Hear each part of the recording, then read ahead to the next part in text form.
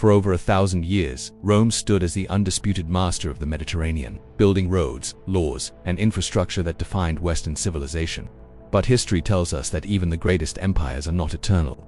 The date often cited for the fall of the Western Roman Empire is 476 CE, but the collapse was not a single sudden event. It was a slow, agonizing death spanning centuries, caused as much by internal decay as by external invasion. The seeds of destruction were planted within Rome itself. Economic chaos reigned, driven by massive inflation and trade disruption. Political stability vanished, with a rapid succession of weak and often corrupt emperors, known as the Barracks Emperors, who were frequently installed and murdered by their own armies. The sheer size of the empire became its fatal weakness. To defend the massive borders, Rome spent nearly all its wealth on the military. Worse yet, the legions, once the pride of Rome, became reliant on Germanic mercenaries who often held more loyalty to their chieftains than to the Roman state they were paid to defend. This instability invited the final fatal external pressure. Forced westward by the terrifying advance of the Huns under Attila, entire Germanic tribes, the Visigoths, Vandals, and Ostrogoths fled into Roman territory, not just as invaders, but often as desperate refugees. The symbol of this decline was the treatment of Rome itself.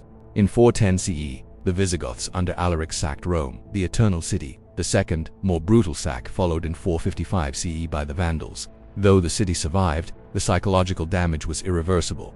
The mighty capital was no longer untouchable. The end came, not with a bang, but with a whimper. In 476 CE, the Germanic mercenary leader Odoacer deposed the last Western Roman emperor, a young boy named Romulus Augustulus, and simply sent the imperial regalia back to the Eastern Emperor in Constantinople. There was no grand battle, just a quiet change of management.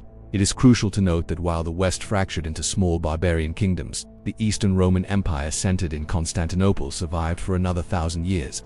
But in Western Europe, the collapse marked the true end of the classical era and the beginning of the turbulent Middle Ages. The fall of Rome remains history's greatest cautionary tale, proving that military might is no defense against political corruption, economic inequality, and the failure to adapt. Thank you for exploring this epic collapse.